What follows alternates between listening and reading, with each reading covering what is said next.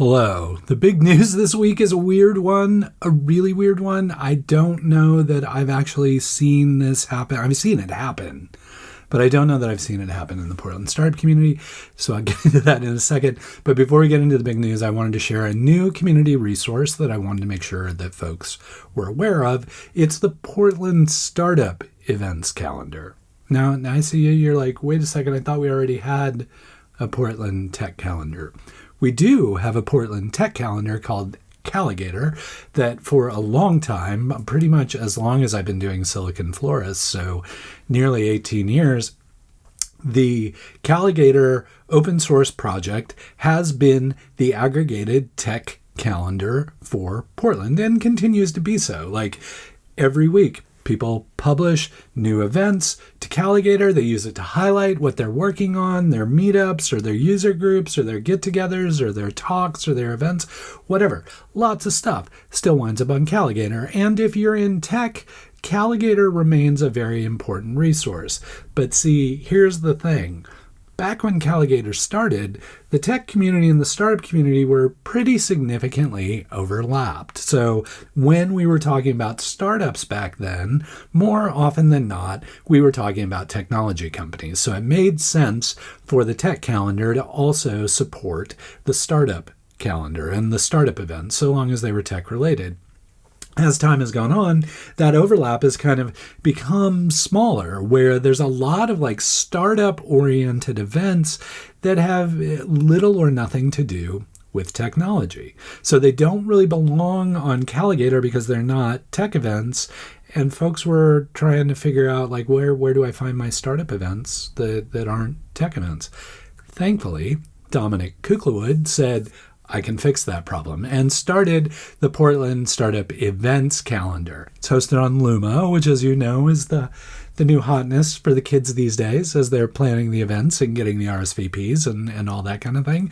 The nice thing about Luma is it has this capability of bringing in not only Luma events in a calendar list, but also other events that are hosted elsewhere. So Dominic spun this up. He kind of soft launched it during Portland Startup Week, got good traction there. People were starting to use it.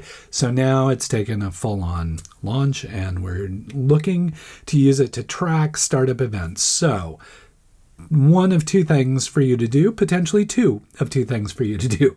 One, if you are an event organizer, please make sure to add any Portland startup events, of course I'll link it up, to the Portland Startup Events calendar so that people can find them, whether or not they have anything to do with tech. If they have something to do with tech, they can still go on the startup calendar. You can put them both places. You can put them on the Portland Startup calendar. You can put them on Calligator, the aggregated Portland Tech calendar. So you get multiple ways to promote it, but if it's startup oriented, please make sure it gets on the Portland Startup Events calendar. The other thing is if you're an attendee, get regularly in the habit of checking both Calligator and the Portland Startup Events calendar, because those are now two resources. Yes, you have to check two things, but you don't have to run around checking Eventbrite and Meetup and Luma and Cvent and personal sites and all those kinds of things. Like, you can just go to those two resources and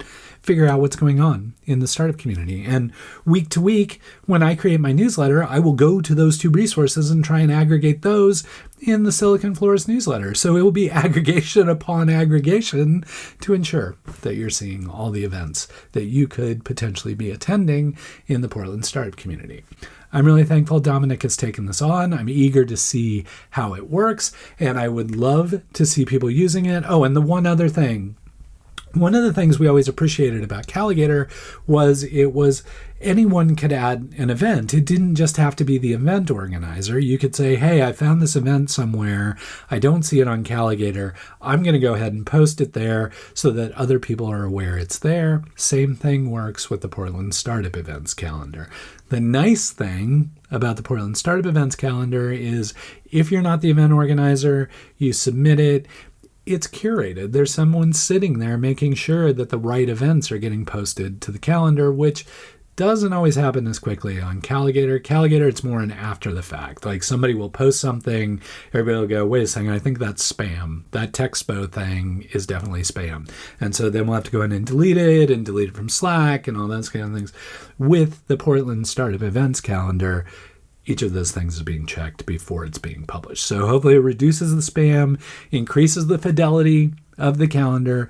But in any case, whether you're an event organizer or an event attendee, please think about starting to use the Portland Startup Events calendar to help aggregate all the startup events for everyone here in town. We're all in this together. Okay, now on to the big news, the weird, wild stuff news. If you remember back in January, or you may not, I talked about Act On Software, local company, used to be out in Beaverton, moved to downtown Portland, was among those companies that were, like Puppet and Simple and Jama and Janrain and all those folks were among the companies that were known as Portland startup companies.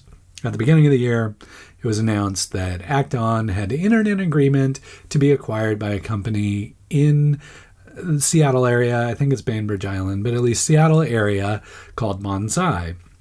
And it was a deal that was above $50 million, and part of it was stock and part of it was cash. But for whatever the case, Act On was going to be acquired. And so it was kind of one of those telegraphing it. The deal wasn't finished. People hadn't been paid. And we were all just kind of waiting for the deal to close. Well, comes right down to the fact that the deal is not going to close. The deal is off. Apparently, Bonsai did not have the capital it thought it would have because a funding source fell through, and Act On was like, hey, you good? We good? And Bonsai's like, nah, we're not good. We're not going to be able to do this. So unfortunately, Kate Johnson had to reach out to Bonsai and say, look, this isn't going to work. I want to give you the exact kind of details of it. They had to submit the letter to the SEC. So the letter's publicly available to see what Kate communicated to Joseph Davey at Bonsai. But I would like to go ahead and just read a couple sections of it to you so that you understand what's happening with Act On. Again, this is from the perspective of Kate, who's composing the letter to Joe at Bonsai about the pending acquisition. There's some intro about the company and the merger and yeah. Here's the crux of it. In a phone call on June 5th, you, Joe, stated that your anticipated funding sources would not be able to provide the funding necessary to permit you to consummate and close the merger and other transactions contemplated by the agreement. You further stated that you have no reliable alternatives to raise the necessary funds. Obviously, this is unwelcome news for us, Act On, and our stakeholders, as we have fully complied with all terms, conditions, and covenants set forth in the agreement and the ancillary documents, in addition to other requirements and requests that you have stated were necessary to consummate the merger and the other transactions. The significant delays and uncertainty that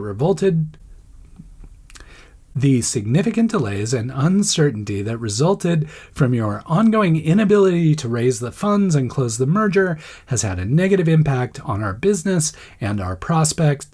For these and other reasons, Act On hereby notifies you by this letter. Act On is exercising its right pursuant to Section 9.01e of the agreement to terminate the agreement and the ancillary documents effective immediately. So a very unfortunate situation for Act On, having to kill that deal, but making the right move, just a hard move for them to have to make, and also to be in a situation where something seemingly positive was going to be happening, and then it turns out it just becomes negative. So congratulations to Malia Spencer for breaking this story. Other people have covered it. GeekWire, Oregonian have covered it as well.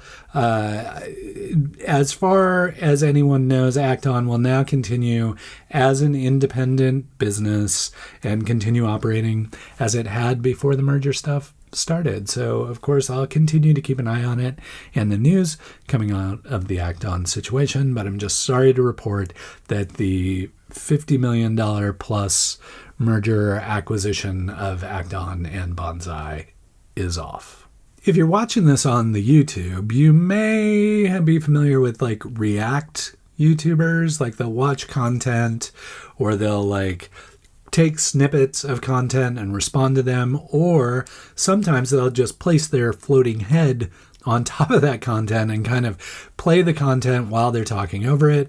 Sometimes they do this in kind of a live stream function where in real time you're watching them and provide commentary about the stuff that you're both watching simultaneously. Well, there's a new service here in Portland, still in beta, that's trying to deal with that last aspect I was describing. It's called React.tv, obviously designed for reaction types. But here was the issue. More often than not, the person watching the stream and commenting on the stream was not necessarily giving all the views from everybody else watching the React person's stream. I don't know if that's making any sense, but basically they were using someone else's content.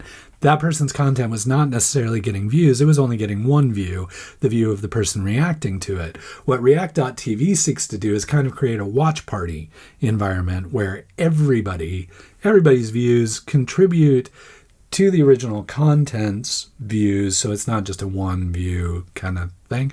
Am I making sense here? It basically trying to make it more ethical to do reaction videos or reaction live streams by allowing the original content to get the views it deserves. I'm making it a lot more complicated than it is. All it is watch party. So people who are used to doing reaction videos, reaction live streams, now have a platform that they can use to do that kind of work and that kind of entertainment. And now the original content benefits from the views as well. So I think it's a really interesting concept. And I have also looked through it. I mucked with it a little bit. There's also the ability to kind of create almost television programming where like I could say, every Thursday, all the episodes of Silicon Florist's weekly recap with Portland startup news are going to play. Every single one of them play all day, and you can tune in at any point in time and watch the live stream of that. And who knows, maybe I'm there and I could hang out for part of the watch party or whatever. But anyway, it enables that kind of activity as well. So it feels like there are potentially a couple different directions this could go, or it could go both. But I'm keeping an eye on it because I think it's super interesting. And I think it's a really interesting way to think about the creator economy, specifically people creating reaction content or reaction live streams, and how that whole industry might have the opportunity to be more equitable and ethical in the way that views are counted. So keep an eye on react.tv. If you are a live streamer and want to test it out, you can sign up for an account, and I will keep an eye on what they build out and what the adoption is, and if there's any interesting shows on there that maybe you should watch. Okay, just a quick one. My voice keeps cracking. Real quick one. Y Combinator applications are open. So if you've always thought about maybe getting the support or investment from Y Combinator, now's your chance. Applications are open. Make sure and get those in.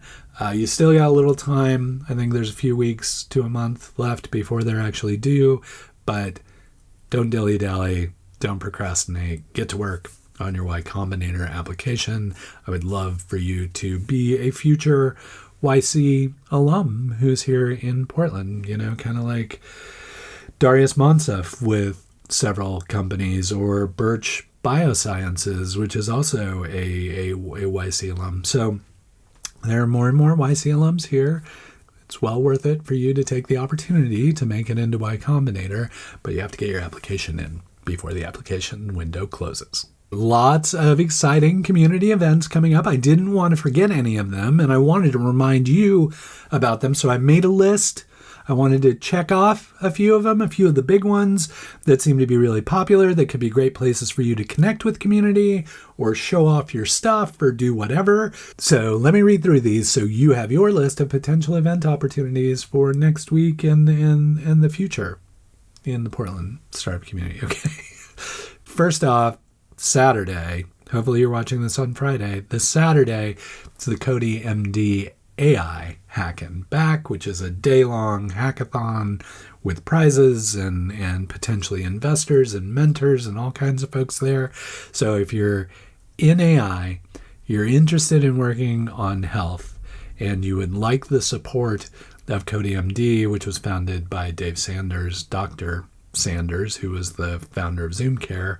He's now working on Cody MD. So great environment if you're working on healthcare stuff and you have AI involved in some way. Speaking of AI, Monday is the Oregon AI Bootcamp. That's a full day, AI activities, all programmed and that kind of stuff. That's on Monday. Tuesday is Oregon's Columbia River Pitch. You know, they do those series of pitch events. They have the West Side Pitch. They did the Clackamas County Pitch, and the one for Multnomah County and Clark County in Vancouver, Washington, is called the Columbia River Pitch. So that's taking place next week. Typical Thai pitch competition. People win cash prizes, investment, sometimes services as well. So lots of interesting companies pitching there. I have a list of them on the site if you're interested on who made the final cut. But if you're interested in seeing startups pitch and see what kind of caliber of companies are being built in Multnomah County and Clark County, I highly encourage you to attend Columbia River Pitch on Tuesday. Tuesday evening is the next show up for small business gathering. It's going to happen in St. John's. Quite simple. Portland Office of Small Business picks a location within the city. They say, we're going to be here.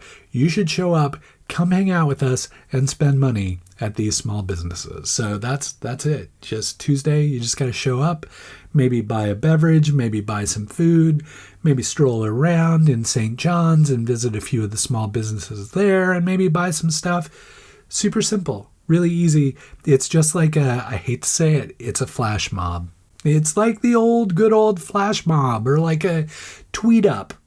It's like a tweet up. I just said tweet up. It's like that kind of thing. If you're interested in supporting small businesses in Portland, specifically in St. John's, I highly encourage you to show up for small business with the Portland Office of Small Business on Tuesday evening.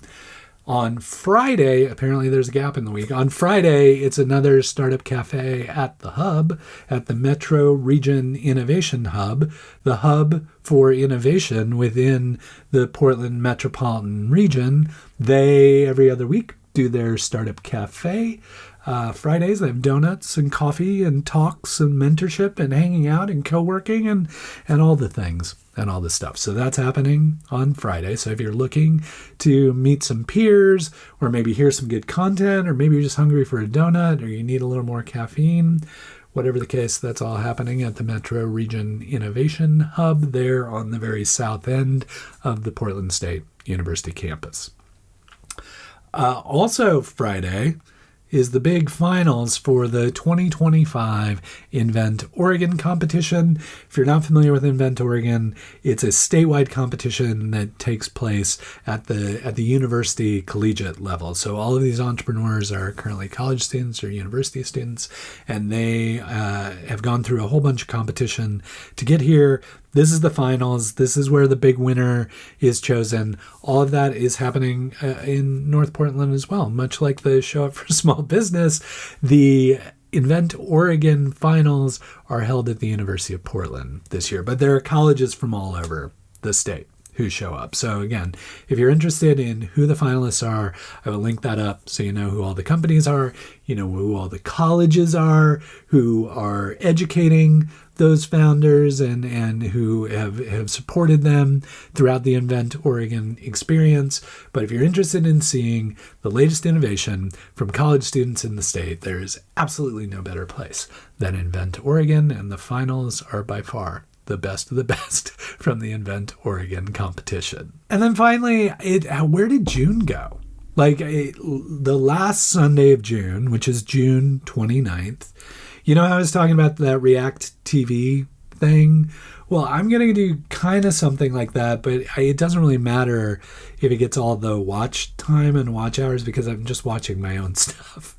But basically here's the premise. So I was like, a lot of stuff has happened in 2025. I've probably forgotten about half the stuff I've talked to you about. And if I've forgotten half of it, you've probably forgotten half of it or more than half of it. So I was like, how do I refresh my brain? How do I refresh myself on all of these topics? And maybe how do I help you kind of think back to all the things that have already happened this year? So the last Sunday of June, June 29th, I'm just going to do a watch party. I'm going to watch all of the episodes I've recorded for 2025 so far. By then, it'll probably be 25, 26, because that's like half a year. But here's the thing, for you, to save you the torture of having to sit through me droning on, we'll watch it at 2x. So 2x, every episode I've recorded of Portland startup news, Oregon startup news for 2025, just the Friday recaps. We're not going to watch everything I've recorded, just the Friday recaps for 2025. We'll all get caught up on the news. I'll be there if you have questions or you want to say things or like, if you want to roast me, that's also appropriate. I'll probably roast myself here and there. So hoping you can join me. I'll go ahead and link that up as well. And if it's of interest to you, I would love to have you tune in and hang out while I refresh my memory of what happened so far in 2025 and get ready for that second half of 2025 in the Portland startup community. And then finally, this is, again, really snuck up on me, the last big gathering we're going to organize for the community. This is like all of the startup organizations kind of help one another with this one. July 8th is the Portland Startup Community Cookout. It'll be held at the Red. There'll be food, there'll be beverages. There'll hopefully be a lot of people there. I mean, it could be a really good opportunity to run into a lot of folks from the community who maybe you haven't had the chance to connect with. Could be a great place to run into people from startup support organizations in the community. You know, when we did this in January, like 400 people showed up. When we did this in April, I think it was March or April, like 600 people RSVP'd. So I'm hoping it's a pretty decent sized crowd. I would love to get you introduced to plenty of people in the community. So if you can make time for July 8th, which is a Tuesday, and then I won't bug you anymore for the rest of the year, except for the Hispanic Heritage fireside chats. We'll still do those, but I won't bug you for the rest of the year. This will be the last kind of big blowout. We've kind of learned what's working and what's not, but let's make this a big community celebration. Free food, free drink, all that kind of thing. Come hang out with your peers, come hang out with startup support organizations. Let's get the community together and get folks connected. We're all in this together. One I wanted to touch on from last week, you may remember I mentioned that Conveyor was a company that Oregon Venture Fund had just invested in, and I was doing research on LinkedIn and Crunchbase and stuff. I couldn't figure out like what the Pacific Northwest connection was. Well, Oregon Venture Fund was kind enough to reach out. I had asked, like, does anybody know? And they reached out and they're like, yeah, in fact, the CEO lives in Camas, Washington. So definitely a Pacific Northwest company, definitely within the Portland kind of region. So again, the Conveyor folks, while a distributed company with remote workers, the CEO of Conveyor right here in Camas, Washington. Just wanted to make sure folks knew that. Okay, now we're getting to the end where I feel like it's just you and me. Like they're just no one else is really watching. Everybody else left. So I kind of saved this time. I've started saving this time for secrets. Secrets between you and me, because you actually suffered through the whole episode and then were kind enough to hang out until now. So I'll give you a little background on this secret. Long, long ago, a guy named Raven Zachary very active in the Portland startup community. Specifically those days, started kind of in open source and then became very active in the iPhone world. He was the one who put on iPhone Dev Camp before people were even able to publish applications to the iPhone. He built an agency, co-founded an agency called Small Society that built all kinds of cool apps. He worked on the Obama app. Small Society worked on the Zipcar app and other really interesting apps. And then Small Society wound up getting acquired by Walmart. Anyway, that's background that went tangentially a direction I wasn't really thinking I was going to go. Back in the day, Raven developed this platform site called Portland on Fire. And Portland on Fire was designed to be slow social networking. So what would happen is you'd submit your profile, Raven would pick a profile each day of the week, and then he would publish one profile per day, 5 days a week, and you would get to meet somebody new in the Portland startup community each day. And that was super effective and worked really well when the Portland startup community was super small and when Raven wasn't super busy. So Raven got kind of overwhelmed, too busy, too much stuff going on, had to prioritize and focus. And he said, "Hey, Rick, would you take this over?" And I was like, "Sure, I'm happy to." And so I kind of kept it going until it trailed off a bit. And then, a few years passed and I was like, that was a really good service. We should try that again. So I kind of just incorporated it into Silicon Florist and was like, "Hello, Portland. I'm so-and-so. Nice to meet you," kind of thing. And would do one profile a day. Again, sort of manageable, but not really at the scale for a growing community to actively engage with multiple people per week. Either people didn't have time to fill stuff out, or they didn't have time to reach out to the people who were profiled, or we didn't have enough profiles or whatever. And so it wasn't quite working. So it kind of elegantly degraded into a non-existent thing. And yet I still always get requests from people about who else is here? I want to meet other people. Can you help me get intro to folks? Can you help connect me with people? And I love doing that work. I honestly do. It's one of my favorite things that I get to do is connecting dots. Is meeting people and going, "Oh, who would be great for you to meet is this person and this person." And then I keep thinking and I'm like, "Oh, how did I forget that they should totally meet that person too?" And making those email intros and all that stuff. I love that stuff. If I could get paid to do that full time, day in and day out, I would do that in a heartbeat. I would do that in a second. Collecting dots, connecting dots, I would do it. I just love it. I love it so much. I did a TEDx Portland talk on it long, long ago. But anyway, love doing that work, but I'm not scalable. So what I've decided is the one a day is not high enough volume to be meaningful, or it's too hard to figure out what's happening in aggregate. And I don't have the time to scale to help everyone meet everyone as effectively as I would like to. So I've created a new platform, and here's the little twist. It's not just Portland that needs to be connected. There are amazing entrepreneurs in Pendleton, Oregon, and in Bend, Oregon, and Eugene, and Corvallis, and Klamath Falls, and Medford, and Salem, and Cannon Beach. They're all over. We have amazing entrepreneurs and startups all over Oregon. So I've expanded the scope a bit.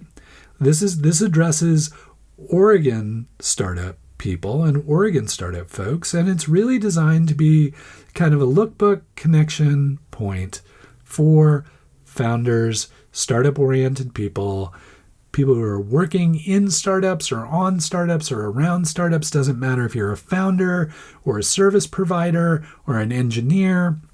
If you feel like you're part of the startup community and want to be more tightly connected to other people in the startup community, and you happen to reside in Oregon or Southwest Washington, that's fine too. This is for you. So I'm going to link it up. If you're still here and listening to this, I would love it if you would fill out a profile. I will show you a link to the form to fill it out, as well as a link to the profiles that are already in there, and you can kind of thumb through and see who's there and maybe meet some new people. Everybody has to put like a LinkedIn address or a GitHub or whatever so you can connect with them and meet them. If they're of interest to you, you'll be able to filter it. You'll be like, I'm just looking for founders, or I'm just looking for mentors or investors or whatever. You can filter it, you can search through it, all those kind of things. But I want to make this a really meaningful repository for the Oregon startup community. So if you could take a few moments, fill that out. It will go into a queue. I'm reviewing each and every profile to make sure that it's like, oh, you're actually from Oregon or Southwest Washington. Oh, the photo you submitted is actually cropping your head off, so I need to correct your photo. I need to make sure these links work. Is this a 404? Does this go through? All that jazz. I'm dealing with that. So fill out your form. You will go into a queue. Once I've had a chance to review it, I will publish it. And then, from time to time, I will randomly select an amazing profile to be published to Silicon Florist. And if I publish it to the blog, it's likely to wind up here as well. So that's the carrot, is if you take the time to put yourself out there and provide a way to connect with people as interesting as you, that would be appreciated. And if you take the time to do that, then I will likely figure out a way to feature you and the work you do and your profile. So please consider that. It would really be appreciated, and it would really be helpful in scaling up the ability for more people in the community to get connected more quickly. We're all in this together. Hope you're hanging in there. If you got kids, I know it's crazy now that school's out. Please take care of yourself. Please try and find moments of sanity here and there. Hang in there. And until we get the chance to chat again, please keep up the good work.